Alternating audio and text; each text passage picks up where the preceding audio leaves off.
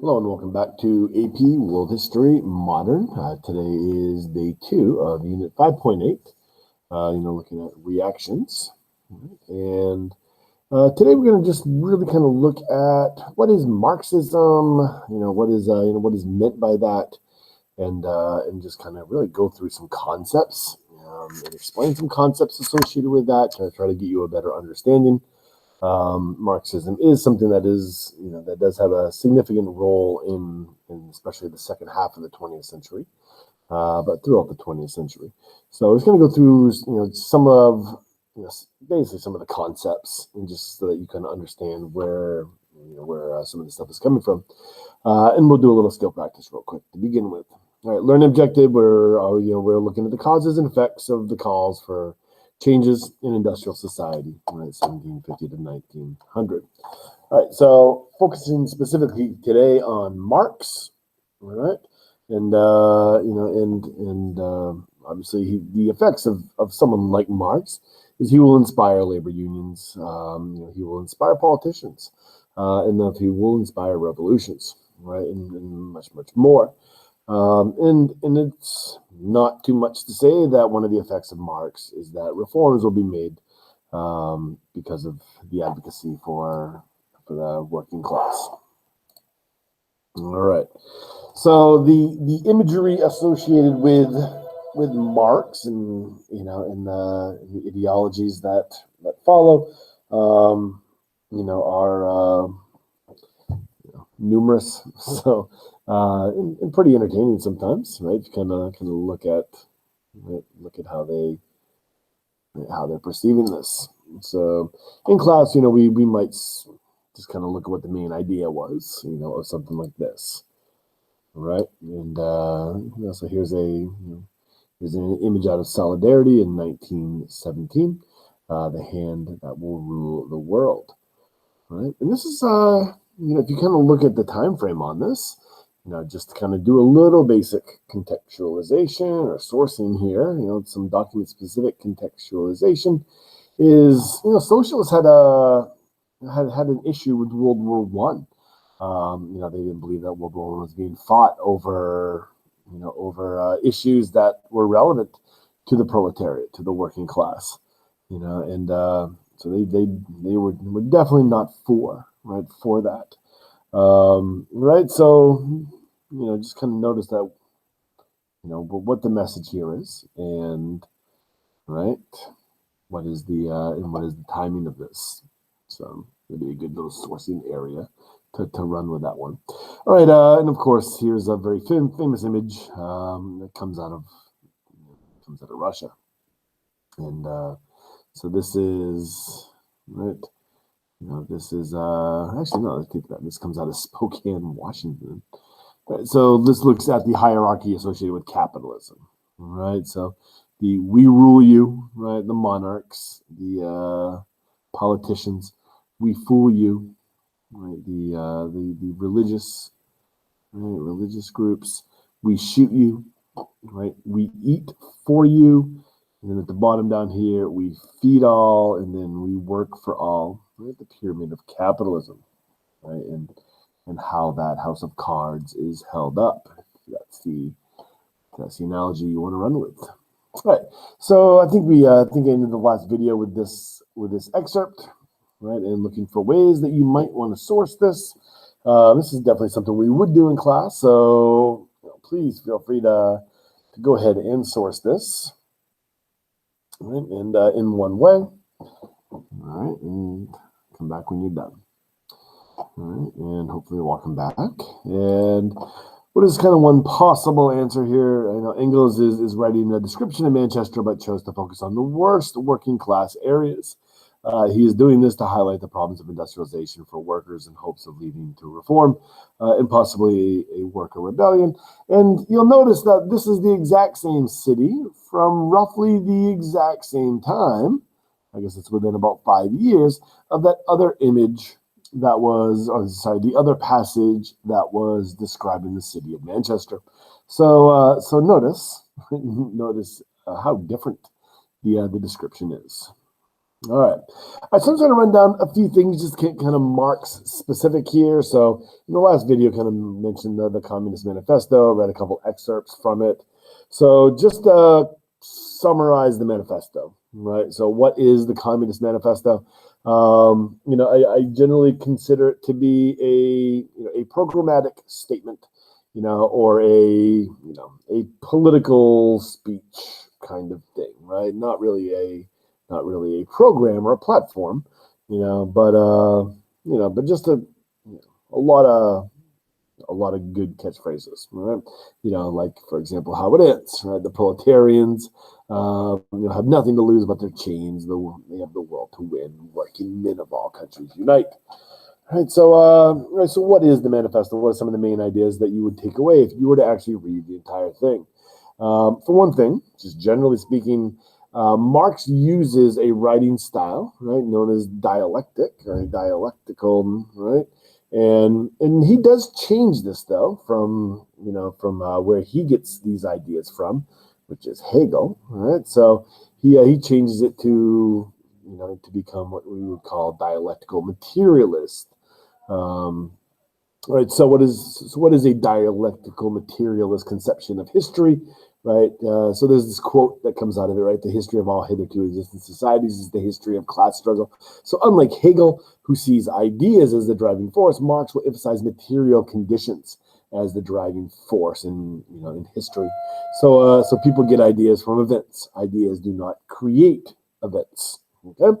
You will see some application of Jean-Jacques Rousseau, in here. So the general will of the people will be expressed.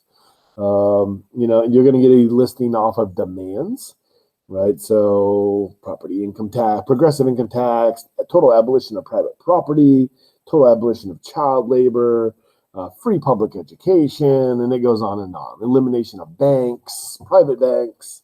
There's a whole laundry list of things in which is being demanded there by him, and also explores and distinguishes communism, right? So what he is advocating here from other socialist doctrines, like utopian socialists, right? The Robert Owens of the world, right? So it'll differentiate, these different ideas, right, about these different reactions against industrial society. All right, so just kind of run through a few more here, right? So in there, he talks about workers being deprived, right, of their wealth that they create, right? So the proletariat is the ones who actually create the wealth in society, and then that wealth gets taken from them. That the state is run by the bourgeoisie, and the purpose of the state is to exploit the people, right? There is some talk about religion being an opium of the people or a drug, right? So what happens with opiums, right? What happens with opium is, I guess that's something I don't even need to describe. You're all very aware, right? So being under the influence of a drug, right, is a means of control, right? The bourgeoisie prostituted the working family, right? So taking advantage and paying the minimal. Workers should not be loyal to class. Workers should be loyal to their class, to the proletariats, not the nation. Right? The nation is ultimately a bourgeois construct, and so the proletariat should be loyal to the proletariat, regardless of where they're from, right? And ultimately, this is a speech type thing, a political speech kind of thing. So there's predictions that of world events, that the world revolution will come. All right, so there's that. All right, next, just to kind of give you a quick little case study of a specific piece of of Marx's writing. One of his most famous works is Das Kapital, and I've got a copy of that around here somewhere. Right, so this is volume 1. All right, this is actually a 3-volume set. This is volume 1 of the book, and it is not like the Communist Manifesto. The Communist Manifesto is a pretty easy read. It's a pretty quick read. It's light. Das Kapital is it's an economics book. It's dense. It is, a very different kind of thing, right? So it's not like a political speech, but it's also not like a platform. Most of what Das Kapital is about is observing, making observations, right? He is simply writing down what he has seen. So it's really, it's at least the way I've always interpreted it when I've read it, it is a critique of capitalism, right? It's a critique of what he is observing. So similar, I guess, to how what Adam Smith was doing, right, in Wealth of Nations, is he was making observations and he was writing about it. We're seeing here, observations being made and him writing about it and making some criticisms here and there. All right. So what are some main ideas here in Das Kapital? Right. There's a whole bunch of things. It's actually a 3-volume set. So, obviously I'm going to give you the very briefest of kind of ideas that are in here. One is this notion of the law of iron wages. Workers' wages will continue to be suppressed within capitalist systems. And then there's all kinds of means in which that is done, right? Applying them against each other. Increased population. Right? There's all kinds of reasons, all kinds of ways that works. Right? This notion of doctrine of surplus value, that workers only receive a fraction of the value that they produce, and the bourgeoisie benefits from the rest. And I'm going to dig into that a little bit more in just a second. Right? So one of the results, right, that we see coming out of capitalism is the population, they can't afford to buy the goods that they produce. So this is why bourgeois governments, right, capitalist governments are always looking for new markets, not just for raw materials, but for markets to sell places in, or to sell things in. So there's Marx sees imperialism as a natural offshoot of industrial capitalism, right? And because the workers cannot afford the most of the goods that they that they're producing, and because markets are limited around the world, eventually, capitalism is a boom and bust cycle kind of economic system, that there will be economic downturns, right? So economic depressions, right? And Marx sees that these depressions will ultimately become the catalyst for workers to rebel, all right? He uses a lot of this historical determinism of revolution or historical materialism. So if one wants to understand power in any society, understand who owns the property, and there's a lot of contradictions that Marx points out here. That feudalism, is the individual serf is the serf is an example of individual production, and thus the serf is being appropriated as an individual. Whereas within capitalism, the worker participates in a social production. Thus, appropriation is social. And Marx sees that as the kind of inherent cause of the demise of capitalism, that capitalism is a socializing force. It brings the people together, in order to, as a precondition for a communist revolution, right? A socialist revolution. So, socialism, right? What socialism ultimately intends to do is provide a synthesis between the proletariat and the bourgeoisie, as the dialectic would demand. And I'm gonna show you kind of at the end here what I mean by dialectics, and give you an example of historical materialism, just to kind of show you what it means. But we have these two opposing forces, your thesis and your antithesis. The bourgeoisie is the thesis, and the antithesis is the proletariat, and then out of them comes synthesis, right? They're opposing forces. They will, obviously conflict will take place, and synthesis is the result. All right. So, but I'll show you what I mean by that in a few minutes. All right. So let's go through a specific thing from Das Kapital. This is his theory of accumulation. Sometimes it's referenced as the theory of exploitation. And so what Marx does is, because he provides this kind of historical evolution, of economics, right? So he looks at feudalism, he looks at mercantilism, and I just kind of show you what he means by this. And Marx uses a lot of what we call circuits. It's It's economics. It is what it is, right? So, within mercantilism, you have someone who has money. They invest that money, and maybe let's just say they grow cotton. All right. And then once that cotton is harvested and grown, they then sell that. Right. So this is the original investment, and this is M1 is what they end up with.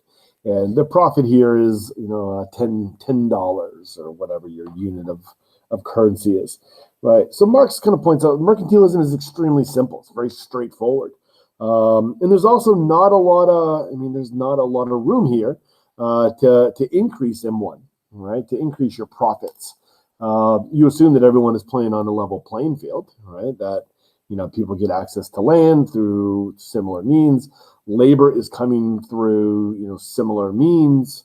The best way to increase your profits here is simply scale, right? Economies of scale. But it's difficult to increase your profits when you're competing against everyone else under very similar circumstances. Not much can be done. So what Smith, what Marx points out here next, is capitalism is different. Capitalism is a much more complex economic system. So, like with mercantilism, you start with your original investment, right? Your money. And then what happens next is, you're a member of the bourgeoisie, right? Your merchant then takes that money and then they invest in, production of their commodity or their factory. All right. So what are we looking at here? Some of these things, right? MP is the means of production. Some of these things, if you are the owner, there's some of these things you can't control. Right, so we fall into the category of CC or constant capital. You as the individual factory owner, you can't determine, what it costs to make the machines that you have to buy in order to make your goods. If you're running a factory in Manchester, you can't control the price of cotton. That's determined by the commodities market. You can't determine the price of transporting your raw materials, from wherever the cotton is coming from.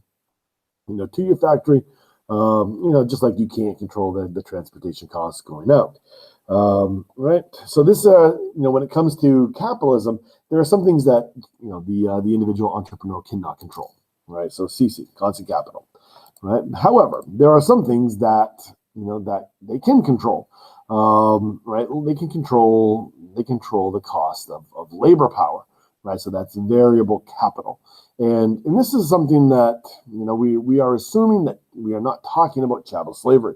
We're talking about free labor in which individuals are able, the proletariat is able to sell their labor, right, on the open market. So this is where variable capital comes in. This is something that can be controlled. And this is where the playing field is not level. Okay. So with all this in place, and I'm going to get back and I'm going to explain variable capital a little bit more in a second. So with all this in place, the investment has been made. We have a factory, it's up and running, it is staffed, production is going to occur, and we're going to have a finished product, right? So maybe it's a shirt, right? Whatever. So we have a finished product. That finished product can then be sold as M1, right? And then what happens next is maybe the business owner is going to reinvest into the cycle, maybe buy new machines, new technology, right? Or maybe they're just going to enjoy the profits. Okay, so this is the basic, right? This is the basic circuit that Karl Marx lays out for how capitalism functions. All right, so let's talk about variable capital just for a second. All right, so variable capital, let's assume we're talking about an 8-hour workday here. All right, so we have A, we have B, and we have C. All right, so what is that variable capital? Let's say we have to pay our individual worker $50 a day. Okay, so $50 a day, we're going to drop this into A and B. Right, so we're talking about an 8-hour day. Then the first half of that 8-hour day is going to be to pay your labor. So in 4 hours, your individual worker has produced enough labor or produced enough material, whatever it is that they're making, to pay for their labor for the entire day. Okay, so BC, right? BC then becomes the surplus value that gets created by the individual worker. So let's just say after in an 8-hour shift, your individual worker, right? For the first 4 hours, they paid for their entire day's worth of wages. Thus, every minute after 4 hours, they're creating surplus value or profit, right? So that money goes back to the business owner. Okay, so B is a variable, right? B is a variable, right? And this is, of course, what separates capitalism from all other forms of economic or economies in the past. Is through innovation we have new technology. That might move, right? That technological development might move B to the left. Right, increased productivity, application of principles such as Taylorism, measuring productivity, right? Increased productivity could move B to the left. So if you're talking about an 8-hour day, if you can move B to 3.5 hours, then that'll give you 4.5 hours of surplus value. These are, any one of these things, as well as many other things, can of course increase your distance between B and C, right? Which is ultimately what you want. C, right? C is also a variable. So, I'm using a hypothetical 8-hour day here, but what was a typical workday for a laborer during much of the Industrial Revolution? So, if I wanted to increase my profits, I could simply increase my workday to, 12 hours, right? 14 hours, 16 hours. How far can you push it? What are the actual limits on a workday for a person? Right. So C is a variable as well, right? Depending upon how big you want your profits to be. Okay. It is this kind of reality that we're going to see the battle for the 40-hour week, take place in. How many hours in a week is necessary? Right. And why? So how do we get to, the standard in the United States is an 8-hour day, 5 days a week, 40 hours. How did we get to that? Right. Obviously, the Industrial Revolution doesn't start there. It starts generally as a 6 days a week, somewhere in the 12 to 16 hours per day, right? Kind of work week. So how do we get down to where we are?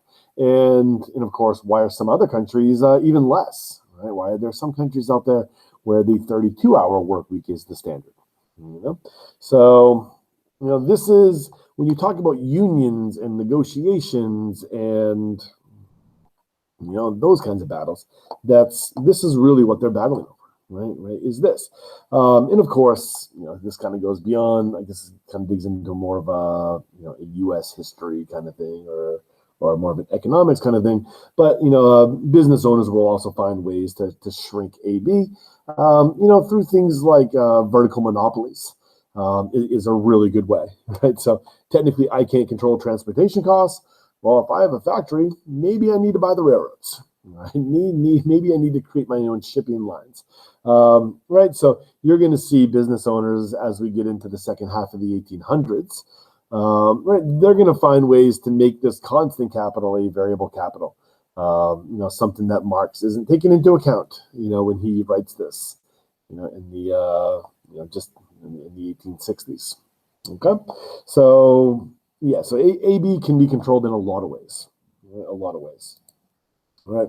So Marx's general observations, right, that we see in capitalism is extremely efficient. It's actually the most efficient economic system that has ever existed at creating capital, at creating wealth.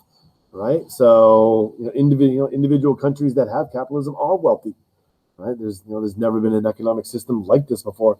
And of course, one of the preconditions of capitalism is that it has to expand. It has to grow. Right, so that's why we see these ups and downs, these the business cycle, and of course the depressions that come out of it. All right, so that's the basics that I'm going to go over, just kind of give you an idea of what Marx is saying. Right. So, and I had a professor in college once tell me, and I don't know the accuracy of this. It's just something that was said that I remembered, that Marx in his lifetime, wrote over 20,000 pages worth of material, and less than 100 of those pages actually talked about socialism, or communism. Right. So, most of what Marx does is critique capitalism. Right. Critique the current economic system. And because of that, we don't really have much of a platform laid out, to what socialism or communism might be, with basic exceptions like demands that were made in the manifesto, like no private property. Right. So you kind of have that kind of ideas. Right. But how would government actually work? Right. How would this transition actually happen? What happens after workers of the world unite, right, and lose their chains, if you want to, right? It's there's not much on this, right? Actually, from Marx, with a couple of exceptions, all right. So, and of course, one of the biggest exceptions comes from what becomes known as critique of the Gotha program, and this technically wasn't published until after his death. But Marx had received this is towards the end of his life. Right? He has about 7 or 8 years left to live.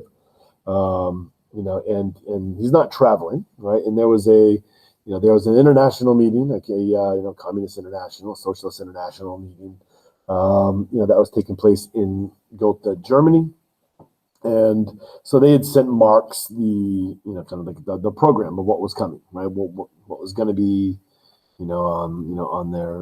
on the agenda. And Marx had written notes in the margins of this. And then eventually those notes were found, and, they were eventually published, in a piece that becomes known as Critique of the Gotha Program. Right. So, of course, there's a very famous line that comes from this: from each according to his ability, to each, according to his needs. Right. So, kind of another great little catch line that we have from Marx here. Right. But what is the critique of the program? Just basically what comes out of this is a general moderate or evolutionary path from capitalism to socialism to communism. Right. So, that's what most get out of this. All right. There's a couple of concepts, that we see come out of this as well. One is this concept of the dictatorship of the proletariat. Right. So, and the other one is this notion of proletarian internationalism. Right. So, and both of these are become a big deal later on. So I'm just going to go through what we're talking about here. So what Marx is talking about here is when the revolution comes, right? When the communist revolution comes, and bourgeois government gets overthrown.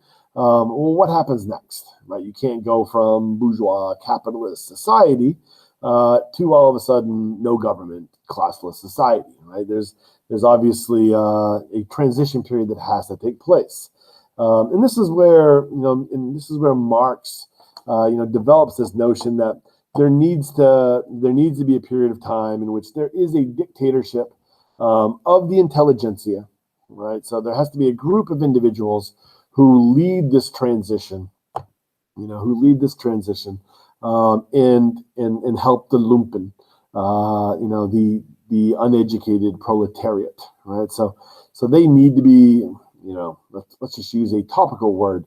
They need to be reprogrammed, right? Because they've been taught that society is supposed to be one way, and even though they're being taken advantage of in this system, they're going to fight to protect their system. Right, so there needs to be a transitionary period. That period is going to be, should be led by the intelligentsia of the proletariat, or a dictatorship of the proletariat. Lenin will take this idea and he'll call it the vanguard party. Right, so you'll see vanguard sometimes, and Lenin uses the word cadre as well. That's CADRE, cadre sometimes instead of intelligentsia. Right. So the idea when we start talking about like Lenin is this notion of democratic socialism, right? Or sorry, democratic centralism. So what is democratic centralism? In theory, this is designed to allow diversity in discussion and unity in action. Right. So under a capitalist governmental system, the theory goes, only the bourgeois voice is being represented. The voice of the proletariat, the masses, is not, right? So, but under this dictatorship, right, you're gonna get an increased diversity in voices, that had previously not been allowed.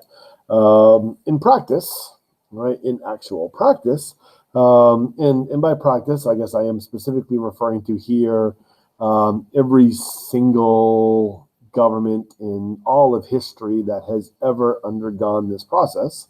In practice, it destroys personal freedoms, individual liberties, right? Those get destroyed in the process, and it gets destroyed as completely, if not more completely, than any other form of autocracy. Okay, and we'll get into some of the examples of this, later on, as we get towards the end of the course. Okay, so but this is where the idea comes from, right? This notion that there needs to be a vanguard or dictatorship of the proletariat, right? And obviously, proletarian internationalism isn't something that comes out of nowhere here. I mean, you can kind of read some of those excerpts from the Communist Manifesto back in 1848, and you can see the idea was there, right, to some degree, right? But it simply gets kind of a little bit better developed. Like revolution, it's a single global class struggle, right? And that the result of this ultimately would be world communism, and then later on, somewhere down the line, there will be some kind of stateless, borderless communism that would exist. All right. But Marx doesn't really take much time at all in kind of saying what that would look like or how that would happen. Just there needs to be a transition period. Okay. So this is largely what we're getting out of the Gotha program, right? His critique of the Gotha program is that there needs to be an evolution, right? So once capitalism is destroyed and society has been purged of the bourgeois elite, there then will be this period of socialism, which will be a dictatorship of the proletariat. Okay, and this will be a worldwide event, and then eventually, somewhere down the line, right, someday, world communism will become a reality, and obviously, you do not need borders, you don't need states anymore. Because workers of the world have united. Okay, so that's the general. This is where when we talk about Marxism, kind of getting these ideas. This is where it comes from.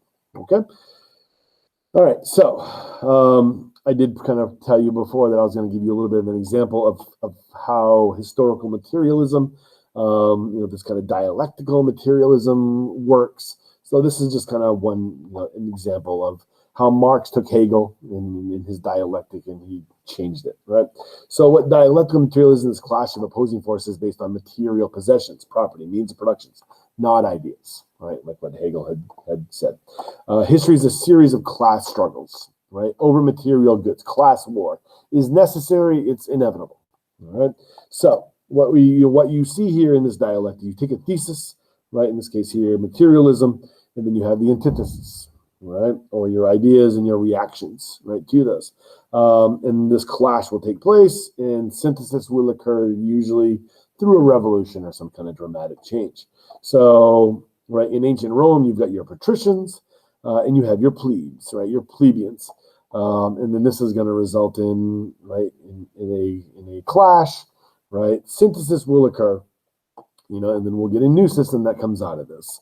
Right, and out of this new system during the medieval period in Europe, you'll have the rise of the lords and the rise of the serfs. Right, your antithesis to the lords. They will come to a class, and eventually feudalism will come to an end. Right, and then this will give rise to a new system.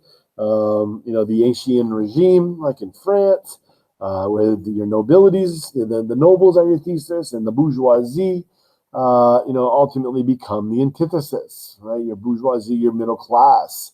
At this point, right? Your merchants, so the clashes will happen, so our synthesis event is the French Revolution in 1879. This will then give rise to that merchant class eventually, right? And, right, so during the Industrial Revolution, we will see the bourgeoisie will now be the dominant force or the thesis. And the proletariat then becomes the antithesis, right? So, right, because it is inevitable that the clash will take place, these two will come into conflict. There will be a proletarian revolution, right? Workers of the world will unite, and eventually you're gonna get at least the beginnings of this classless society. Right, and during this time period, right, so you could call this socialism, that there will temporarily be a dictatorship of the proletariat ruled by the intelligentsia. So, what is classless society? All those who were in the bourgeoisie are now going to be removed, right, taken down. Right, so how long will this last? Who knows? How long does it take to reprogram your entire society? Or re-educate, right? So, there's this kind of thing has taken all kinds of forms, So, like, take for example, how was this done in the case of the Soviet Union? Certain groups would have been targeted, identified, and then they would have been re-educated in the gulags, or sent off to the gulags. In China. In the years after the revolution, you'll have a grouping, right? A grouping of society. You'll have your capitalists and your peasants. And the capitalist can never truly be trusted, right? Somebody who had possession of power, previous, right, can never truly be trusted. It's genetic, right? So their kids also need to be watched and targeted as well. So they will be sent off to re-education camps to work on the farms, to learn what it's like to toil. Right. This is typically how we attain classless society. Is you need to rip those who have power and down. Right, and then the dictatorship of the proletariat will be the ones who re-educate all of society, not simply the bourgeoisie, but also the proletariat. Okay, and then eventually, right? So temporarily might mean 50 years, might mean 500 years of this kind of rule, and eventually communist governments will be established, and eventually. We'll get to the point where there's no government, no borders, no private property, and the dialectic comes to an end. Okay, so that's the basic idea, right, that we're talking about when we're talking about Marx, right? So, this is just a little head by head of kind of what capitalism refers to and what socialism typically looks like when you're in that between phase, right? When you're not in communism yet, you're being ruled by the dictatorship of the proletariat, right, or the vanguard party here. These are the kind of typical things that you see taking place. Okay, all right. So let's wrap that up. That's about as much as Marx as we need to kind of get to. As far as just providing some basic ideas that we can apply later on in the course. So due to discontent in the established power structures, ideologies espoused by Marx, such as socialist communism, begin to spread around the world. Marx's writings are mostly a critique of industrialized capitalism, but he does provide a basic framework for what becomes known as Marxism. Right? So there is a starting point in which others will develop. Right, and of course, you need to understand the difference between Marx's theories, right? What these ideas are, and then what actually happens, like how these things get applied, right? So when we go into the revolution in Russia, we're going to have to kind of look at, is this Marx's ideas or not Marx's ideas? Where does Lenin stray? Where does eventually Stalin, right, stray from this? In the case of the Soviet Union with Stalin, it's kind of an interesting one. Trotsky, a contemporary of them all, and was the right hand man of Lenin after the summer of 1917. Trotsky is going to be a major advocate for this international socialism. Stalin will not, right? Stalin believes in socialism in one country, and then allow the dominoes to fall after that. So these theories are going to get applied out, right? Obviously, the case of China, right? China is not an industrial society, and really Russia was not as developed, as many of the other countries, right? That didn't see the revolution happen. But China is a largely agrarian society, so to have a peasant revolution, is an interesting thing, right? It's an interesting adaptation of Marx, right? So Mao and Maoism, right, would become a very interesting synthesis of these ideas. In some ways, there's in some ways there's a lot of differences, right? But there's also some similarities, right? This rule by the intelligentsia, the re-education, reprogramming kind of stuff, that's very Maoist, as we'll see later on in the year. All right, so that's about it for this one. I will see you next time. Sapriati.